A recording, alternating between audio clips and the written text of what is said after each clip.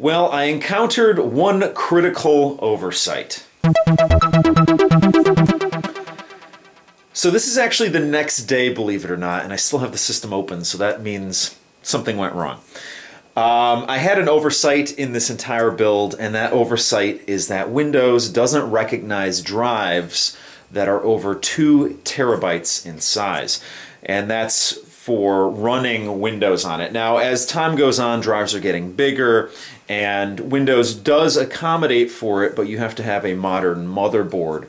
And there's a hack that you can do where you can actually get Windows running off of a drive that's over 2 terabytes in size. Unfortunately, this isn't the newest motherboard. I think this computer's maybe around 3 years old at this point, or at least 2.5 years old. And in order to get a drive recognized under Windows that's larger than 2 terabytes in size, you have to have it formatted in the GPT format. And Windows doesn't run off of a GPT formatted drive, although it can use it. So basically, long story short, what I have to do is I have to have another drive in here. Either I'm going to have to put a 2 terabyte drive in this, or I'm going to have another drive that Windows is running off of. So I have a little problem here. There's limited space in here. There's only room for the optical drive and then one hard drive. Fortunately, I have a couple of very small SSDs, and originally what I was going to do is I had an interesting build that I was going to do, and I was going to use these very small SSDs. But as it turns out, I've decided against doing that interesting build lately. I don't have the time, and I think I have a better idea, so I really don't need these 2 drives. Let's take a look at the 2 drives that I purchased off of eBay, and then I'll join you when that's unboxed. So let's get this package opened here. Let me grab my trusty cutter here and get the dull knife out here and see if I can cut through this, hopefully.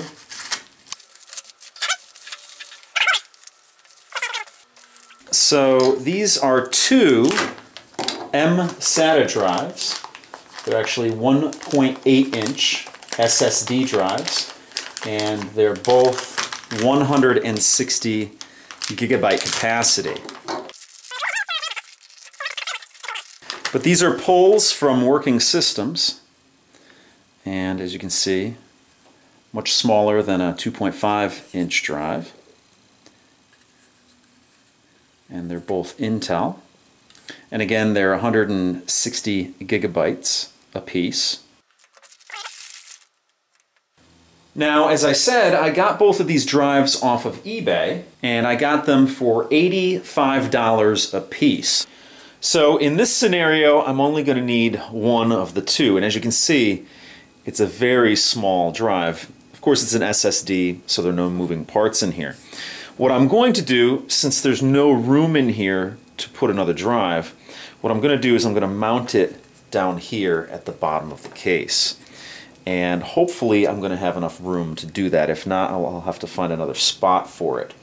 But I'm going to use probably some Velcro strips on the bottom here and mount it.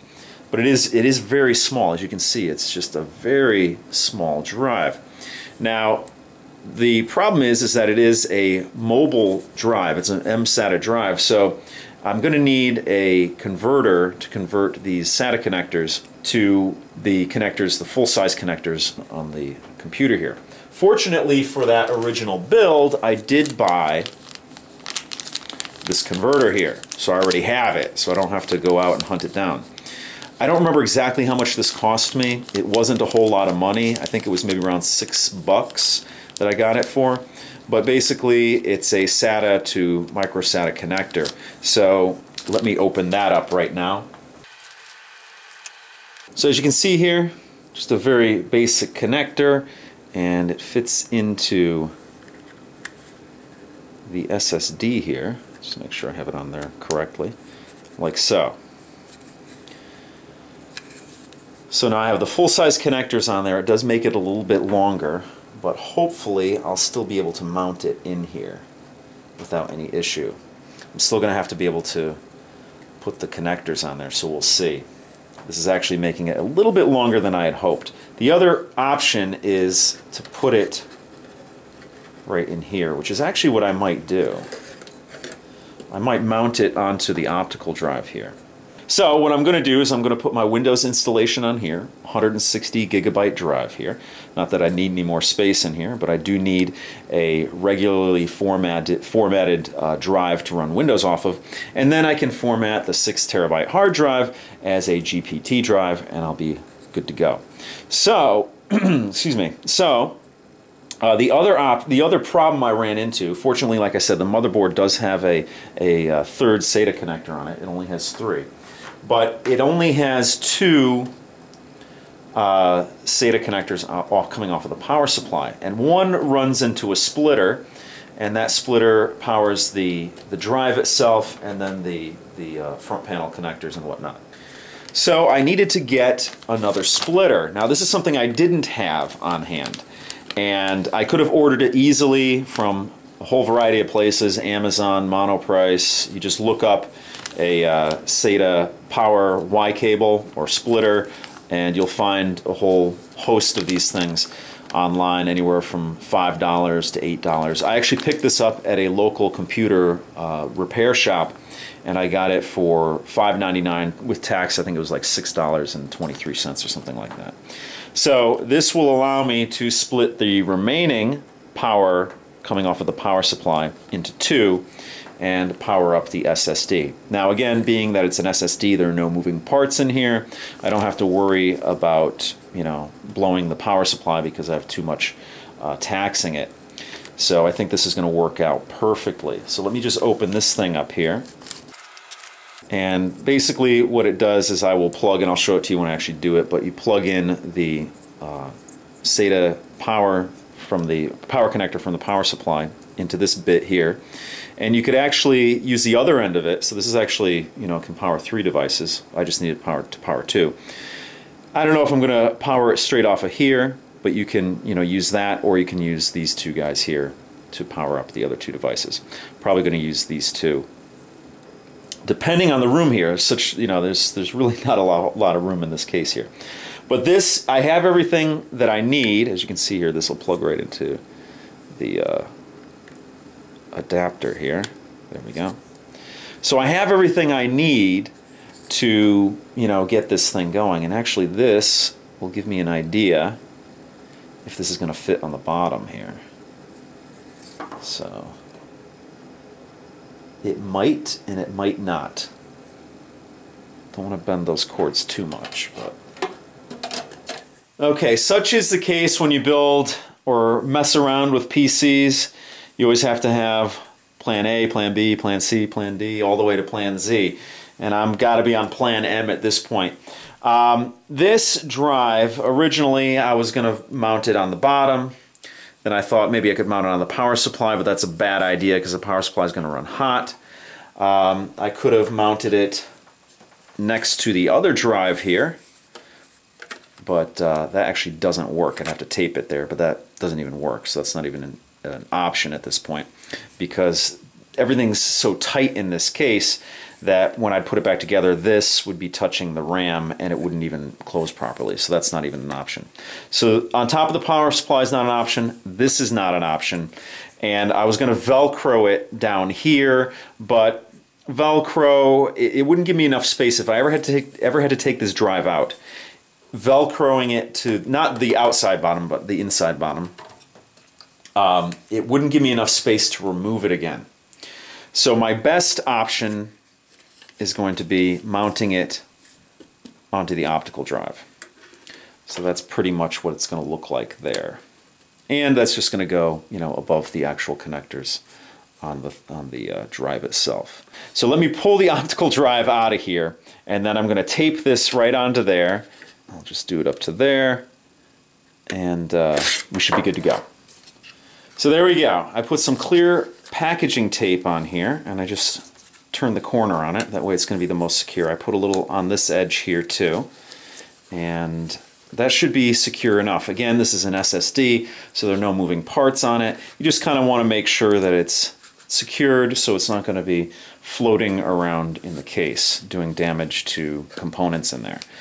Okay, so what would this build be without problems? So this drive is actually meant to come in through the front, but as you see here, there's a lip here which matches up perfectly with that and will not allow something on top of it to go through. On the back side, I'm going to have to force it in through the back, but the problem is that the bezel is just a little bit bigger than the drive itself.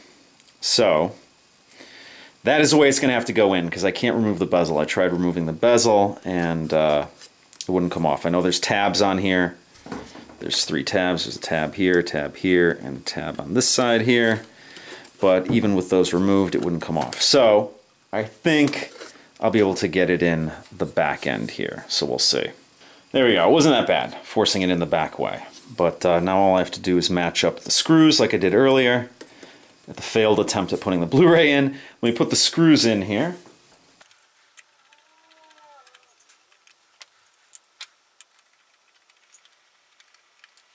Okay, so everything's good to go. Hopefully the drive works. I've never tried it yet. I just bought it off of eBay and never tried it. I don't know if you can see there, I did scratch up the drive a little bit, but not a big deal. You never see the bezel on this thing. So everything's good to go, ready to be plugged in. First thing is first, let's get the data connector in, because that actually has to plug into the motherboard.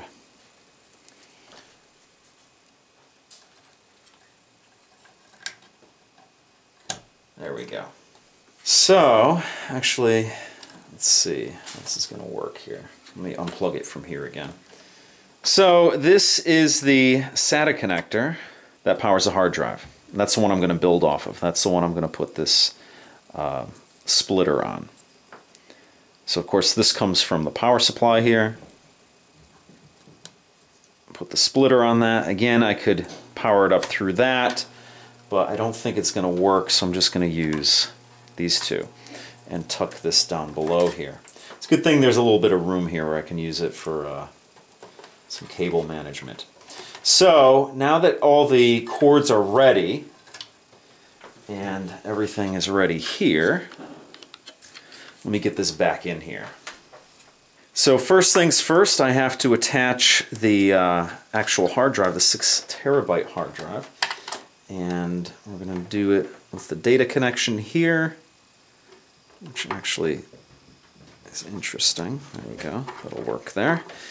Again, if this build didn't have problems, what would it be? So as it stands, what I'm going to do is I'm going to use the furthest end off of the splitter to power the hard drive down here, because I think, as my cats are talking to each other there, because I think I'm actually going to have to use this end to power the SSD, but we'll see. So let me just get this in now that the hard drive is connected here. And this actually does snap down, so let me just make sure everything is ready to snap down here. Alright, there we go. So I might have to pull it back up again to connect the optical drive. But so far so good. Everything is working pretty well, and I think everything is going to fit. Even though this is going to be a little bit in front of the fan, which is not an ideal situation, but what are you going to do? So let's see, this connects to the optical drive, and this also connects to the optical drive. So let me just pull that back up again, get those plugged in. Okay, optical drive is ready to go. Now, the SSD. Hopefully this works. Now this is the data connector. Looking good. And then this, if everything works, oh God.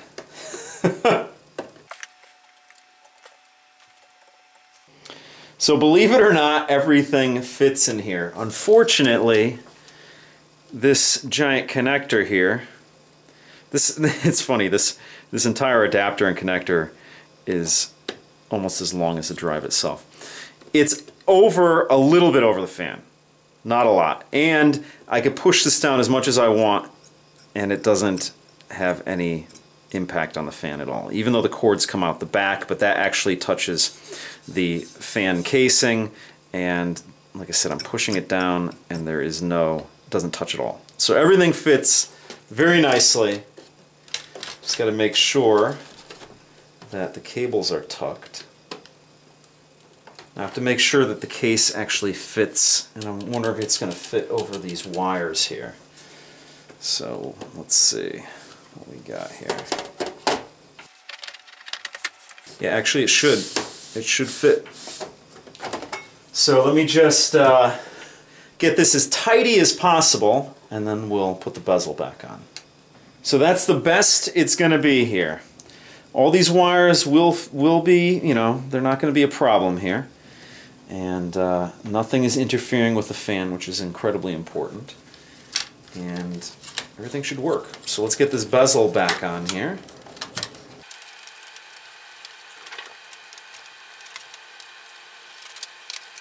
Alright, now hopefully everything's going to work here. So there you go, as you can see, a little bit better look at everything there.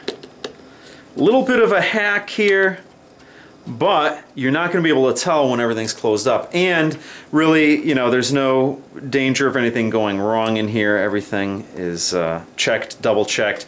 You know, I could have put the drive up here, but then this cord wouldn't have reached. So pretty much this is the best spot for it, and it's not going to interfere with everything. And as long as these connectors stay put, which they should, this is going to work. So let's get the back on here. So you can actually see through the side of the case there, the connector there. But again, there's enough airflow in here that should not be a problem, and it does not. It cannot impact the fan blades, because as I showed you, I pushed it as hard as possible. So let's button this up. Now, for those of you who are paying very close attention, I did actually have to open this back up again and put the screws for the drive mount. I didn't put those in there. But this video's run long enough, so you know how that goes. You've seen me do it before, or you can figure out how to do it yourself. It's not that difficult. But let me put the screws on the back here. So we should be good to go, finally. Finally, I hope. Now begins the arduous process of putting Windows back on here. Again, that's going to go onto the SSD, and that's going to be actually pretty cool. It's a nice little unexpected perk here. It should make the system run faster because it is running off of the SSD now.